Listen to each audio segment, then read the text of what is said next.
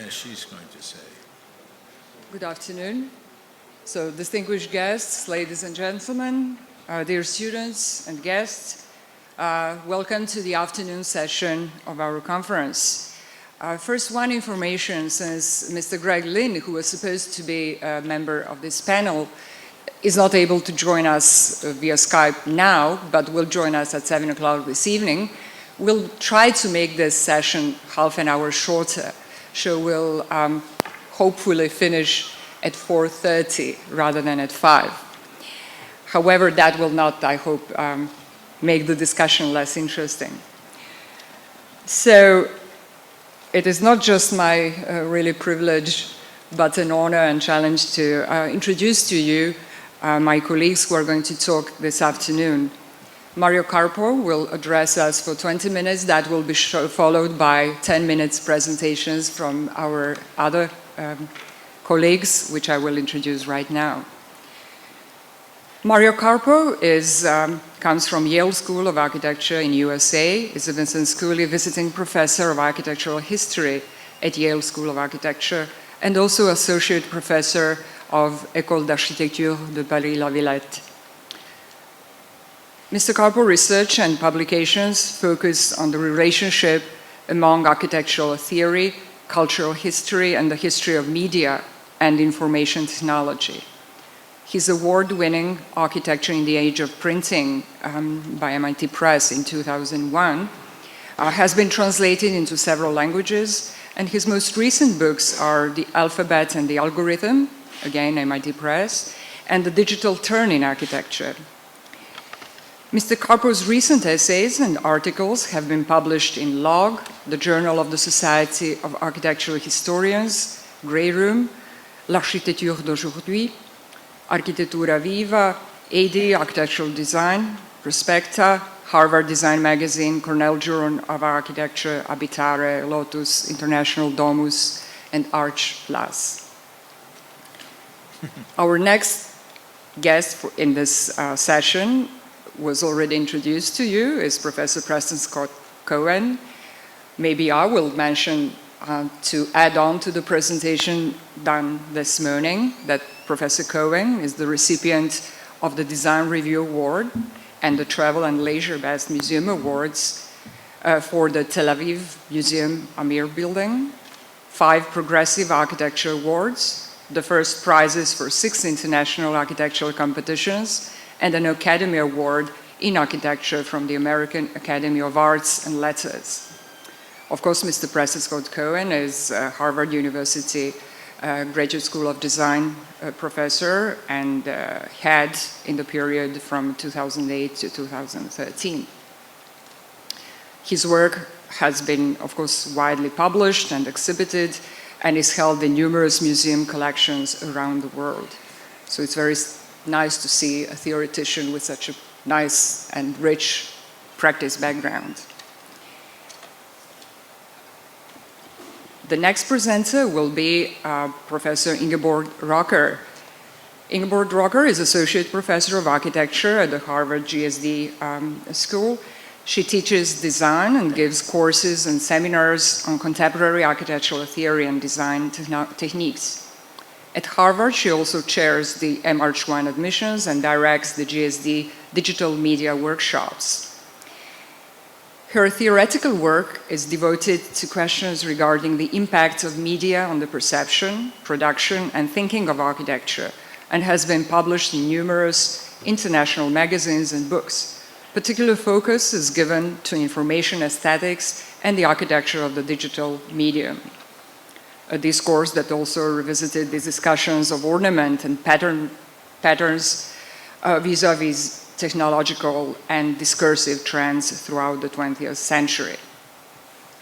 Besides her academic work, Ms. Rocker also works as an architect, and she was a project architect at Eisenman Architects in New York, in Christian G. Lange, and many other offices. The office's work has been exhibited among other international venues at the Venice Biennale in 2010 and the Hong Kong Shenzhen Biennale in 2010 and 2012.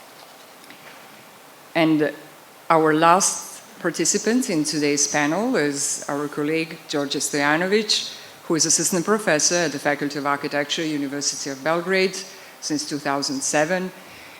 And more importantly, in the same year, he formed the 4 of 7 Architects. And this architecture is the initiative which encompasses aspects of practice, research, and education, which is an interesting combination, I admit. His research is directed towards computational logic and design, prototypical models, material-based studies, and he publishes his work and exhibits widely. Djordje Stojanović holds a master's degree from Architectural Association in London and also the London School of Economics. So please join me in welcoming our panelists, and I would like Mr. Mario Carpo to step in and start his presentation. Thank you very much. Thank you for the introduction. Can you hear me? No. Can you hear me? Yes. Can you hear me? Yes. Good. Now, I cannot see my paper because there is a microphone on it. So, let's try this one. Very good. Can you hear me? Good. Thank you for having me here. Thank you in advance for your patience in listening to my paper, which will be very boring, but very short, because I'm covering the history of 20 years of digital intelligent architecture in 20 minutes. So it's going to be 1 minute per year, approximately. It's better to have that thing like you. You should have this, Mario. Have this. It's much better for you. Here. It's Mario. Mario, here. That's better. There you go. Is it safe? I'll try it. It's hard. Should I repeat? Yes, you should.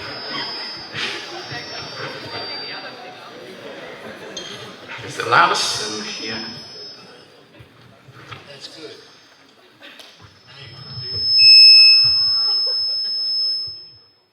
Where is that coming from?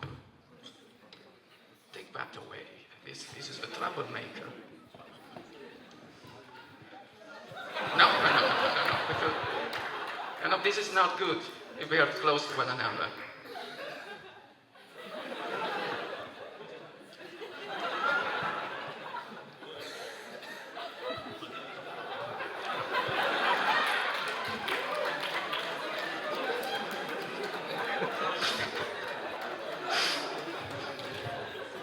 Well, for a boring paper, that was a good start.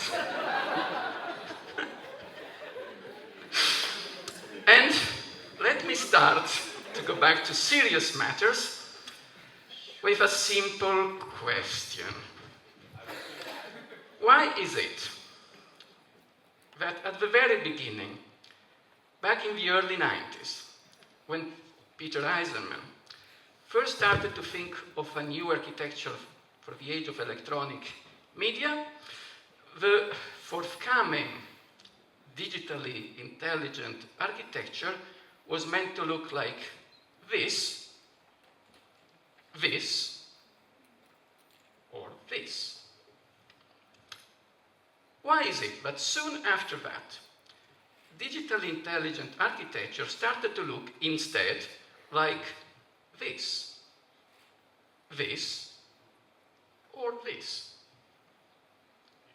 And this early digital style continued well into the 21st century with bigger and bigger buildings like this, or this. Some were built, some were never built, but it doesn't matter. And why is it that today the new digital avant-garde increasingly looks like this, or this?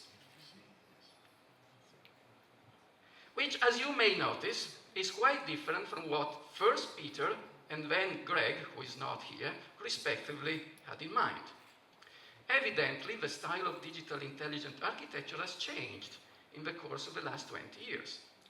Historians like myself would like to know why. Computers are versatile machines, and they do not articulate aesthetic preferences. We can use digital tools to make blobs as well as boxes at the same unit cost, or almost. Which begs the question, which is in fact three questions. First, why is it that Peter's first vision of a digital style was fractured, disjointed, and angular, like this?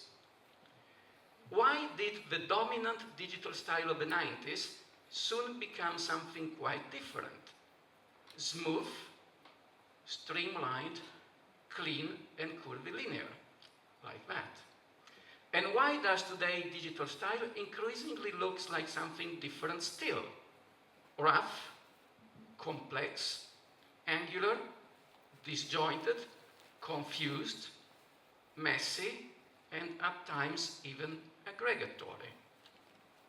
The first part of this story is well known, and it has been studied at length. It is the story of the architectural reinvention of the Deleuzian fold. From Deleuze's book, The Fold, Leibniz and the Baroque, first published in French in 1988, which would inspire a seminal issue of AD, guest edited by Greg Lynn in 1993, with major contributions by Eisenman himself. Eisenman's deconstructivist buildings of the time, due to their geometrical complexity, already required the use of some electronic tools, particularly for measurements and on-site construction. I do not know who is the person on the right wearing a hat.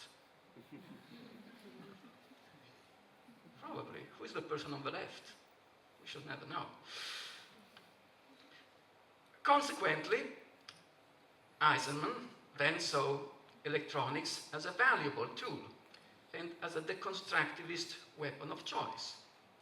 Electronics could supply new, I quote, strategies for dislocating vision, or to, I quote again, break the gridded space of the Cartesian order, end quote. For the same reason, Eisenman then also saw the forthcoming digital fold as a continuation of deconstructivism with electronic means. Electronics and the Deleuzian fold would not only support but extend, amplify, and vindicate the complexity and fragmentation of Eisenman's own deconstructivist style. But as we now know, it did not work that way. Greg Lynn's seminal essay on folding in architecture defined the Deleuzian fold as a curve, not as an angle. And in the same essay, Lynn argued for the design of curves of all sorts, and for many different reasons. Of course, it helps to remember, in this context, that Deleuze's fold originally was indeed a curve. And this is an original drawing by the hand of Gilles Deleuze in the book. This was his sketch of what the fold he had in mind should be.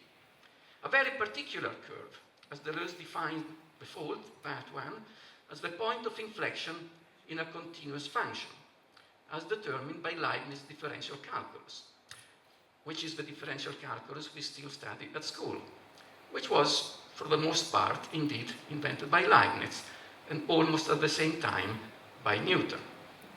As we now know, the Deleuze connection in architecture in the 90s was in many ways a direct link via Deleuze to Leibniz and Newton's mathematics of continuity, which around that time computers were making easily accessible to designers. Greg Lynn's curving project called Stranded Sears Towers, published in Folding in Architecture in 1993, was entirely drawn by hand. But only a few years later, Greg Lynn and Bernard Cash could famously argue that, thanks to computers, calculus had become, for the first time ever, a practical tool for design and fabrication. Calculus means continuity, continuous functions, hence evidently curves, not angles. As it happens, however, the Trojan horse whereby differential calculus pervaded the first age of digital intelligent architecture was not calculus as such, but a later application of calculus which was used in a new generation of software known as spline modelers. This was the first one, but this is a recent release. Form Z was first released in 1988. Now, as every user of computer graphics and of computer-aided design today knows, spline modelers are but magic tool that can join together every cluster of points on a computer screen with a perfectly smooth continuous line, and can likewise transform and convert every uncertain doodle or random stroke of the hand into an equally smooth and perfect curve. Indeed, the line made by spline modelers are so smooth and clean and perfect, but sometimes they do not even seem to belong to the natural world in which we live. And in fact, they don't. They come and visit us, as it were, from another supernatural world which they inhabit, the world of geometrical objects, which, since the beginning of Western philosophy, since Plato and Euclid, is normally held to be quite distinct from the phenomenological world in which we live. Splines are so smooth and perfect because they are scripted as continuous parametric functions. The use of differentials and infinitesimals to describe variations in a continuous curve was indeed the great invention of Leibniz and Newton's calculus. And based on that, the mathematics of splines, also known as NURBS, which stand for non-uniform rational B-splines, that mathematic was developed in the late 50s and in the early 60s by two French engineers, Pierre Bézier and Paul de Castelgeau, working respectively for two car makers in Paris, Renault and Citroën. And you will realize that if you want to make this kind of cars, a spline modeler might be useful.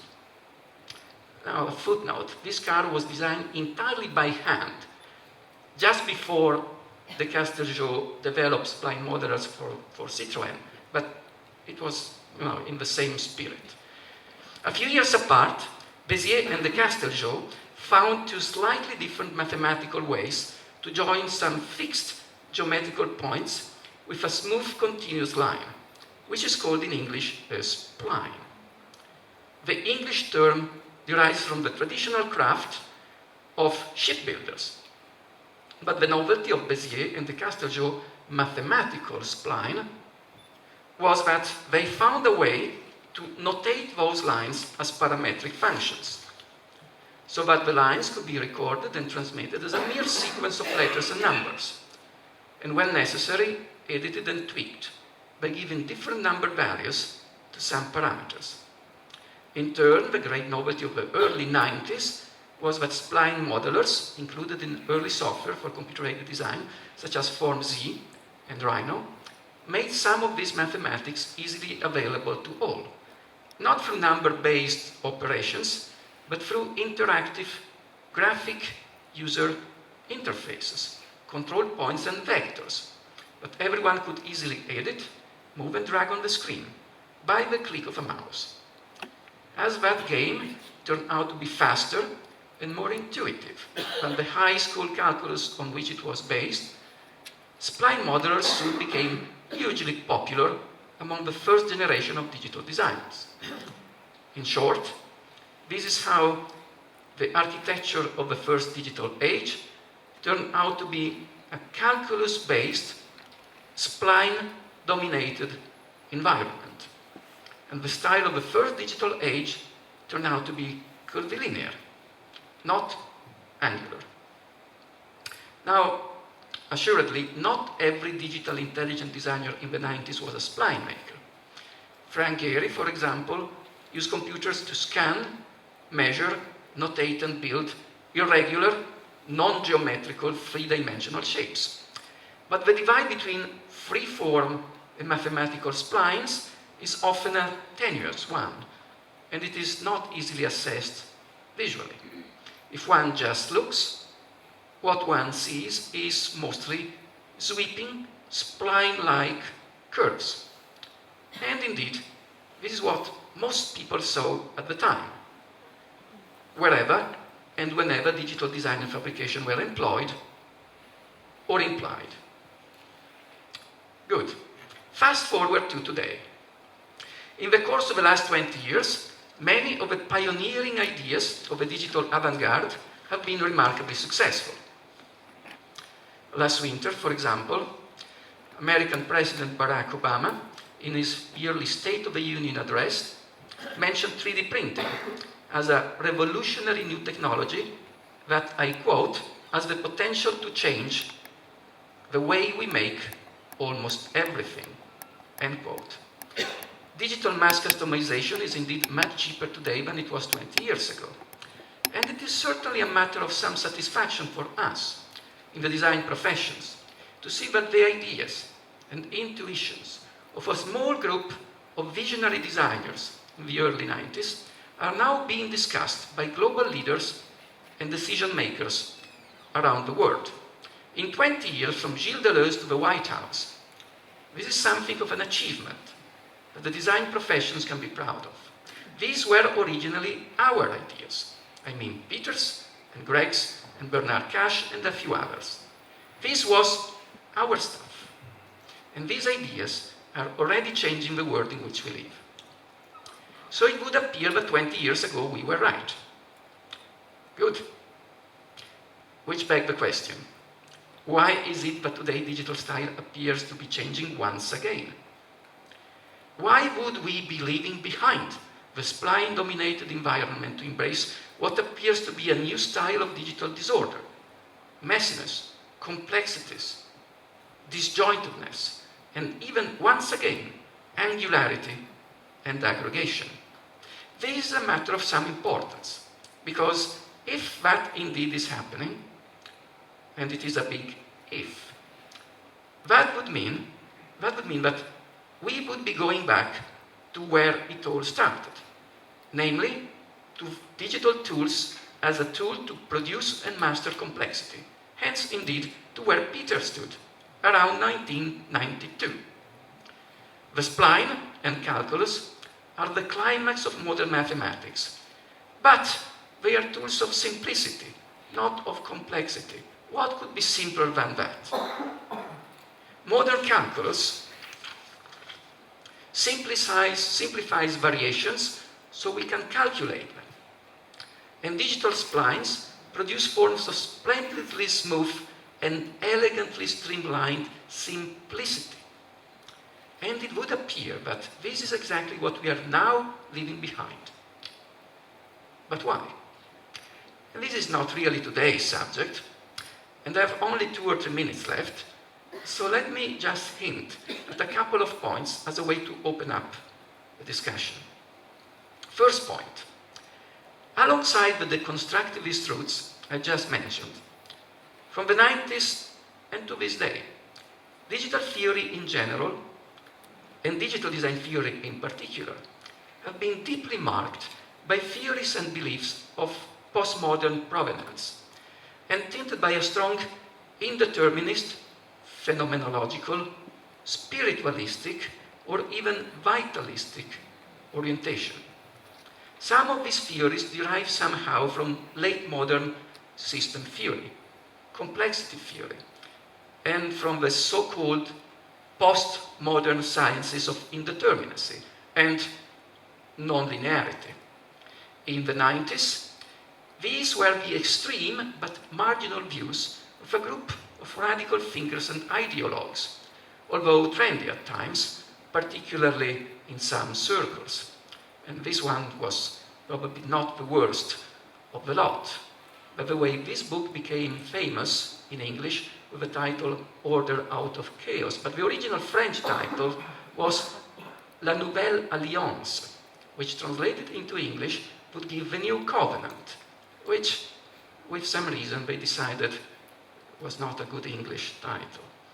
But today, many of these theories have been vindicated by techno-social change, probably beyond the wildest expectation of those postmodern prophets.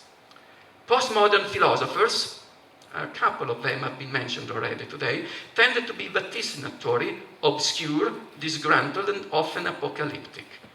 Today, their visions have been turned into reality by a bunch of high-tech startups and by a new generation of adolescent entrepreneurs, most of whom may have never heard the names of Gilles Deleuze or Ilya Prigozhin. Indeterminacy and non-linearity are now staples of our daily digital lives, and they have already infiltrated many of our new, technologically driven social practices, our economic behavior, and even science. Some digital intelligent designers, in my opinion, are simply taking notice. As the tools we use inevitably feed back on the things we make, today's digital style is increasingly representing the heuristic and holistic logic of today's new digital indeterminacy, as a metaphor and an image, as well as a material index or trace of this novel and at the same time very old way of making. This is why today's digital style looks messy and rough, because this is the way big data looks, because we have no clue how to interpret them. And this is the way today's digital computation works, even if we often cannot say why or how. 20 years ago, Peter thought that digital tools would help him master and manipulate complexity. After 20 years of spline-driven smoothness and simplification, it now appears that he may have been quite right back then. Perhaps just a bit too early. Thank you.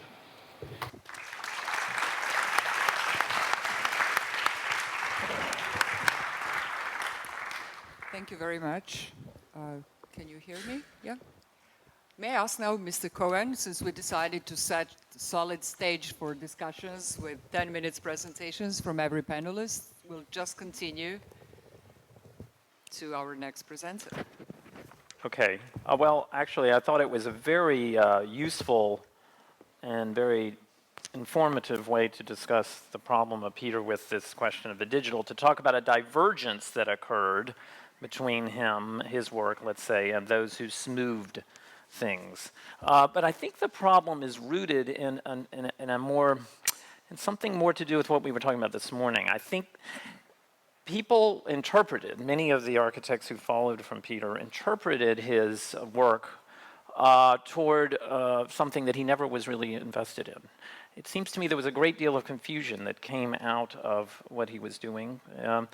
And it has something to do with the fact that there were two ways that people wanted to bring his work into the computational question. I think people wanted to kind of bring a theoretical depth to computation, and they adopted what he was doing, but misinterpreting it. They saw two things. One was that you could use the digital instruments to develop this kind of iterative, process-driven production of form.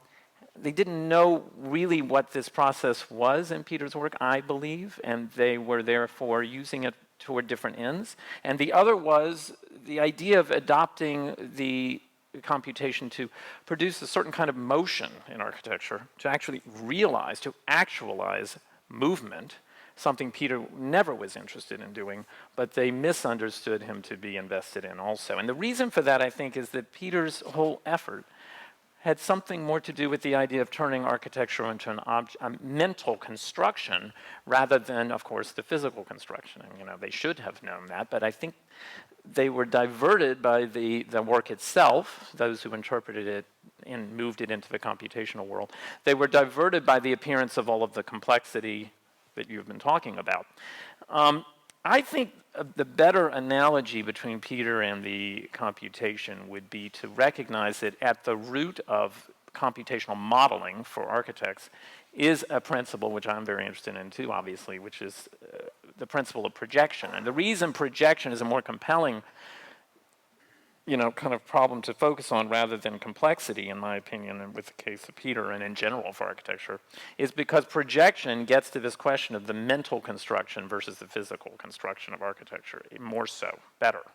Because we have with projection the object, and we have an auxiliary system of lines and operations, that move the object into a different condition. That is, they move the object, they did traditionally, into a flat surface. So a three-dimensional object gets projected, and all of these operations to move it to that surface, they're very elaborate, very complex, and they could produce an object. They could move us away from the object itself and into a set of operations that we have to construe through, analysis and an understanding that's deeper of what happens when we think about form rather than form itself. This is what's compelling about projection, and it's innate, it's intrinsic, it's internal to the logic of computer modeling. And I think when Peter made a project like, the L-even odd house, you really get to see that he found this compelling analog for architecture, projection. The question I think now raised brings up something very different, which is the point that Mario is speaking to, how we have seen an evolution in contemporary architecture vis-a-vis the computation, moving back toward discretization, the sort of taking of the curve and conversion of it into the many facets, into many elements. This has something to do with a kind of bottom-up, frankly, it's a kind of practical problem, that building the curve really is not something always possible. And so what has happened is there's been a great deal of effort to try to build the curve by other means, to have it be manifest by many flat elements that accumulate to produce the appearance of a curve. It's kind of mosaic-like construction of curvature. And this returns us to something that resembles Peter's work to some degree. But once again, we should be careful here, because when Peter fragmented forms, it was always to create a possible object through the work of the interpretation, not literally to have something faceted just to make the appearance of a curve. I don't think Peter ever cared whether something curved. I do think there was a moment, if I may say so, if I were to be critical, where he swerved into curvature. There was a period of work of Peter. He did a project for the Staten Island ferry and a few others. And I think what happened, if I may observe it just from the outside, is he may have been caught up in his preoccupation with zeitgeist. I don't know. But I think there may be moments where Peter ended up dealing with curvature that way. I don't think the Holocaust, the memorial to the 6 million Jews, nor the campus, the project in Spain, neither of these are the curvature of smoothness. They are something else. They're rooted in his reconstruction of the ground as architecture, which is something I was speaking to in the earlier session. I don't think they're connected to the effort to smooth architecture in the way that Zaha smooths it and so forth. So it was a rare kind of a digression that Peter had instances of encounter with the smoothing that computation brought. Anyway, that would be my just opening comment on your paper. Thank you very much. You'll have to switch. We've done that before. Okay, I think it fits. Is this on? Do you hear me? Yeah. Yeah. I think it fits quite well for two reasons. A, because I brought very early images from Peter's work, and also I can discuss a little bit how we actually did the work in the office during this time period, and particularly the transition from the striated to the smooth. So let me see, I don't know. How do I find my stuff? I don't see anything. Can somebody help me for a moment?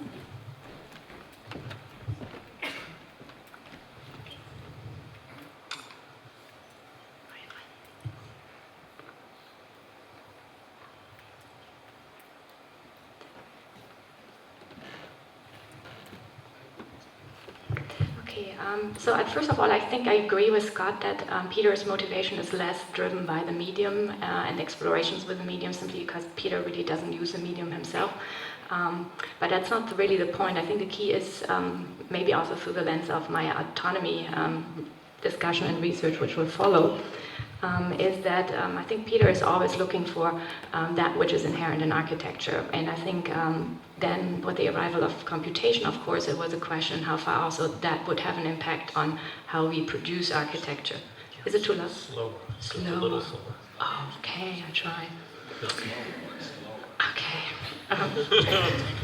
Then, so the question is, of course, and how far do media constitute what we think and what we do, and also, of course, in how far is architecture always affected by the medium with which we constitute them, meaning the projection techniques we have used for hundreds of years, the Cartesian grid, or now also, of course, our different softwares. So, and one could argue that also Alberti and whoever else we will look at today were equally affected by the media they used in their respective time. And projection, of course, has been playing a role tremendously in architecture production.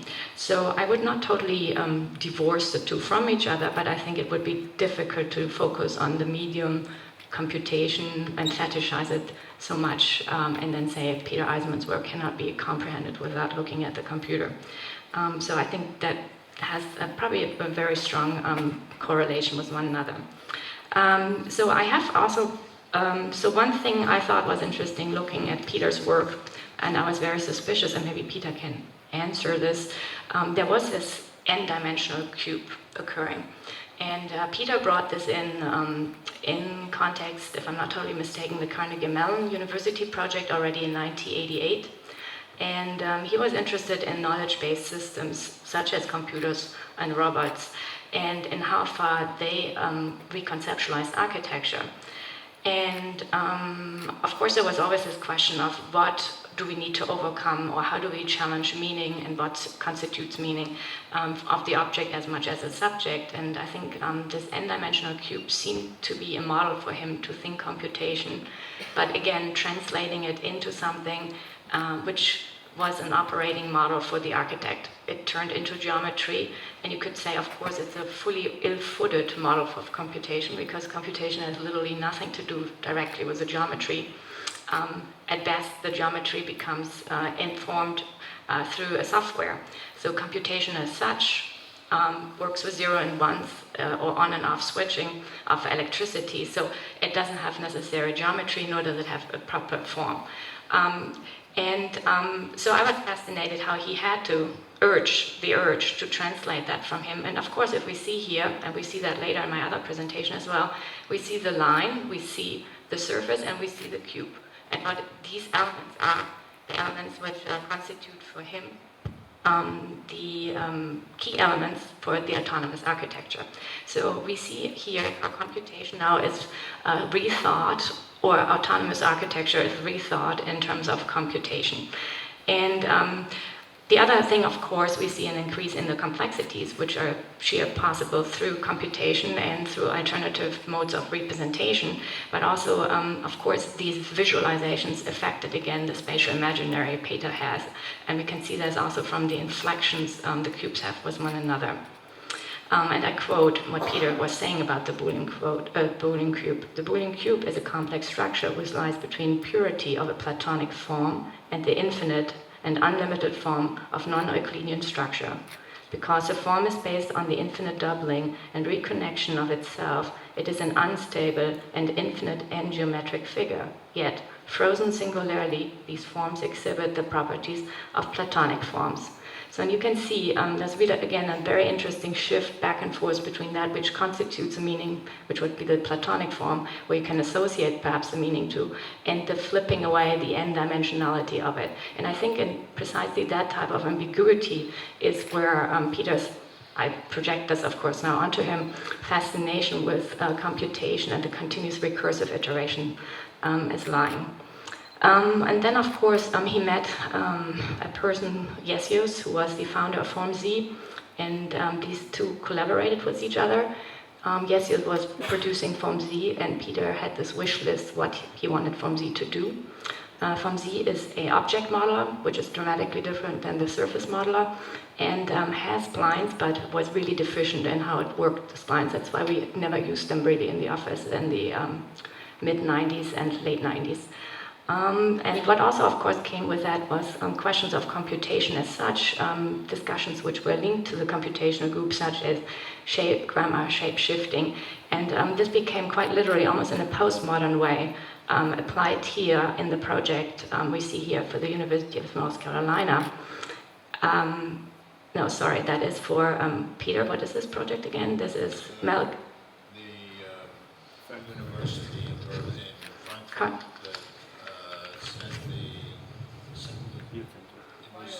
Biochemical. Biotechnic Center. Yeah. I have it somewhere here, Yeah. supposing. Let me see. Not North Carolina. Not No, at no, all. no, no, not at all. It's Biocentrum Okay, Biocentrum in Frankfurt. in Frankfurt, Kentucky. Okay, so all right, I speed up because I think I take over. So, and then of course we have Form Z with a strong inscription of the Cartesian grid again, which is a matter of choice. That's what I call the domestication of the interfaces, because essentially it was brought back into the realm of the computer in order to familiarize the architects a little bit more with those techniques of projection they were accustomed to within centuries. And then we see the fold, which already Mario talked about. Now, I want to discuss a little bit why these are triangulated. So they are not necessary preferences from Peter. I think they were simply triangulated because in order to bring them out into the model you see on the left, we had to discretize the surface. And the only way to discretize them back then was triangulation. So the program had its automatism, which would triangulate it. Splines wouldn't work here because splines simply did not match properly yet. There were always gaps and you would never get a clean form. So because of that, the triangulation became then, though, retroactively part of the signature of Peter's work.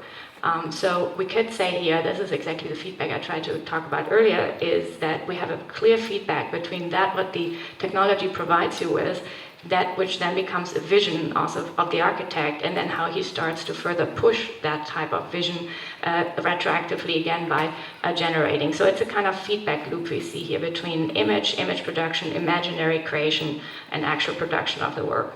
That's what also we saw then turning. So here we have a wireframe, of course, which then, funnily enough, almost we could say ornamental, became structure. Wireframe equals structure, which we see also on the cover of the folding architecture. And then even more so, Peter talks about in how far this entire approach becomes a catastrophe for that which we usually see as the proper presentation modes in architecture, because these shapes or forms were rather too complex to be ever captured on two-dimensional planes. As you can see here, that is the Emory University Center, and that's the auditorium space. And then, of course, the office went through great difficulties to build these as physical forms, not to talk about actual building. So today, of course, you would have computer models, which then would also be utilized for the production. Here, a little bit, you see the difficulty the office had to capture these objects in 2 dimensions, and of course the 2-dimensional sections absolutely do no duty to what the actual complexities are. Scott has similar problems with his sections for Tel Aviv. Then we see here another project that's Church 2000. I don't go into the depths with this. And then I want to talk about this project a little bit, just so that we also see the shift occurring. So Peter asked me to rethink the virtual house. He had previously done a virtual house in his earlier house series, and he wanted me to think of the virtual house again. And he also asked me to use a different computer, which was an Alias computer, which was a Unix machine with Alias on it. And so we used a different software suddenly. And this is exactly the shift from the polygonal to the spline, because Alias preferred spline. And also it was a different agenda of how we thought about it. This whole apparatus was looking at Guattari and Deleuze's book, 1,000 Plateaus, and the concept of the abstract machine as being a generator to rethink of what is generative of architecture. And so this is a dynamic model which had certain constraints, and the space evolving is the resultant out of parameters which we established in order to constitute the digital model. And I think that's where I'm ending. So I think the entire approach, and would now be what Mario showed us, I think is informed through two things. On one hand, a shift to code. People code these days. They're not necessarily a model anymore because coding is much more efficient. You get much greater coverage, faster, in terms of the logics of how you set up relationships. But also, of course, in this rethinking the relationship of architecture to the environment, we see this type of ecologic occurring. And I think a lot of these images have come of almost utopian, visionary, I don't know, kind of techno, eco-punk quality. And I think they are, as Mario also said, rather metaphorical than anything else. I think there's a great fascination with them. They will trigger maybe something else, but I think they mainly come out of the sustainability greenwash debate these days. Thank you very much.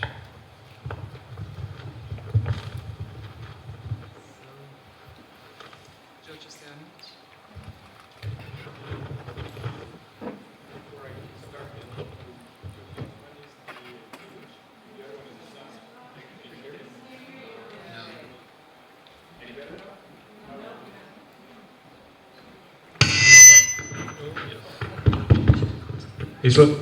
Okay, this one is all right. And the image as well. Can I have my presentation on?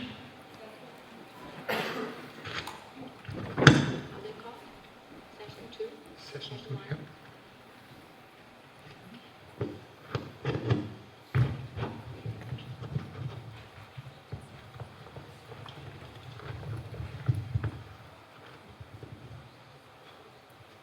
Okay, that's good. We can start with the black. There's 5 images, so try to give you a signal when to change. Thank you. Yeah, we can start with that as well. Okay, I will begin by explaining my position of an outsider to the group of people who have been working closely together, or who are still working closely together and developing similar interests and compatible ideas. Having said that, I can only hope to contribute to today's discussion. Majority of the audience today are students. An important segment of Eisenman's work is related to education. And I would like to put forward his present and ongoing work at School of Architecture at Yale, and to discuss his agenda for the Advanced Design Studio titled Project of Aggregation. In relation to the topic of digital and analog, I would like to state that I'm inclined to accept that both are informing each other, and would like to say that in my experience, the transition between digital to analog is the critical in any design or educational process. And today I would like to discuss in particular the issue of analog computation in relation to the idea of aggregation as put forward in Peter's agenda. In his agenda, he offers a critique of the digital and places emphasis on 2 things. One is the inconsistent multiple, and the other one is non-self same repetition. He inserts that both produce heterogeneous space, which is different to homogeneous. He's using the idea of aggregation to arrive to such space.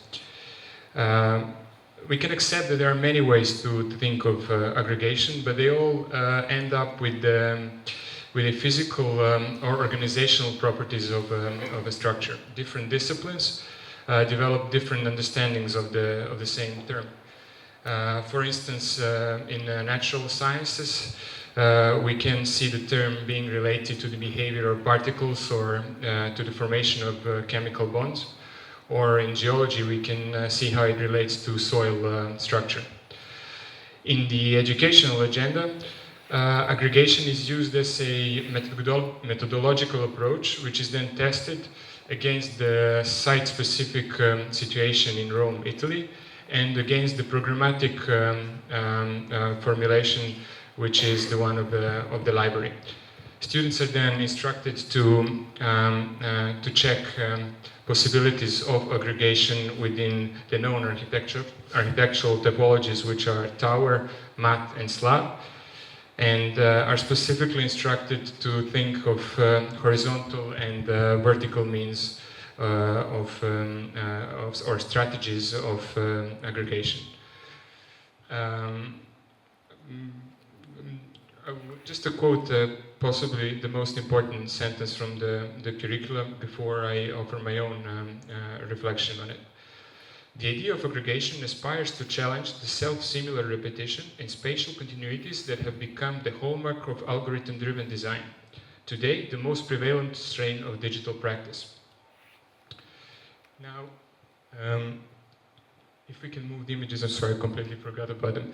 What we see now is are the examples of the student work from University of Belgrade, possibly related to the DRWR, or just showing them as a prelude to what we will discuss just now. Okay, one more, please. Okay, now.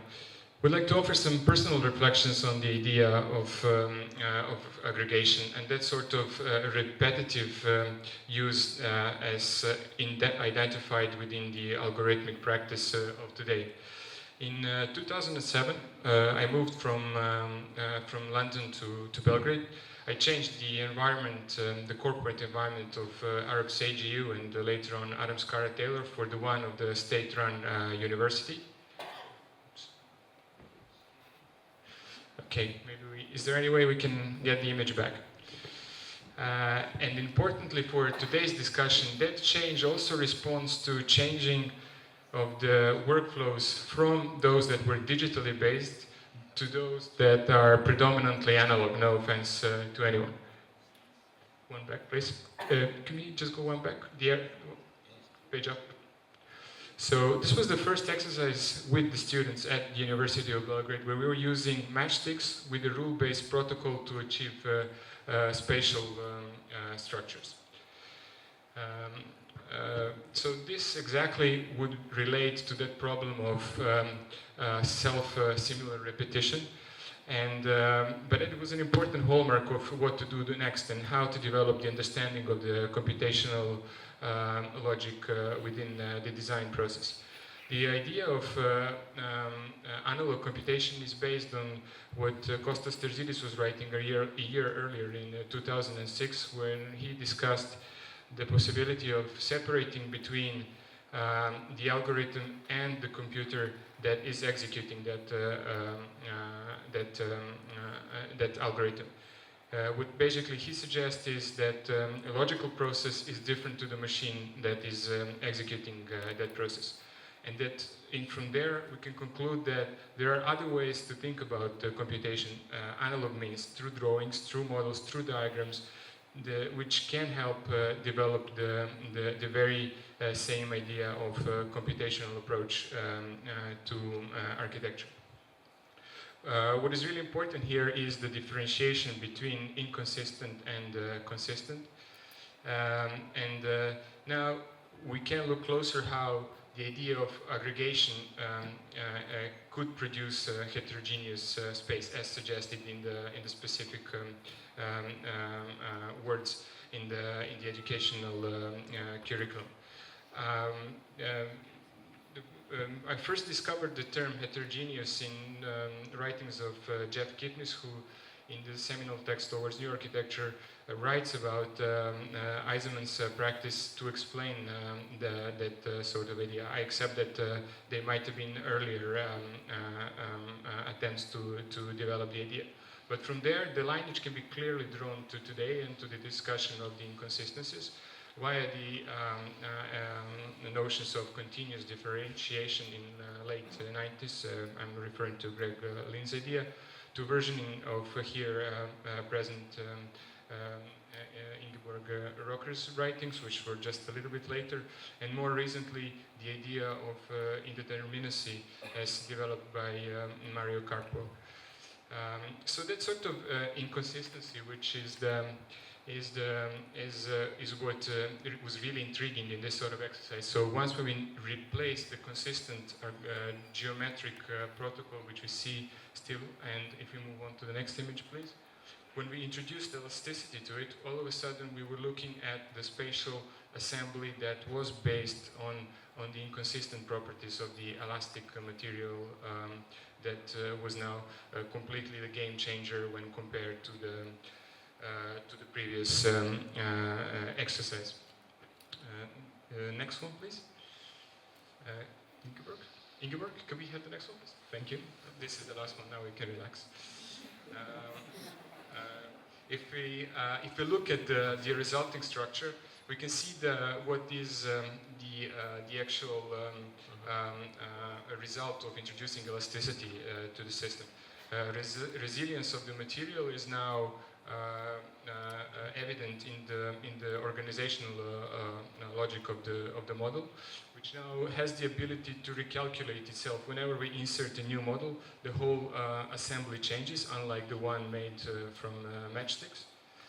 And secondly, there is a lack of distinction between the interior and the exterior of the model.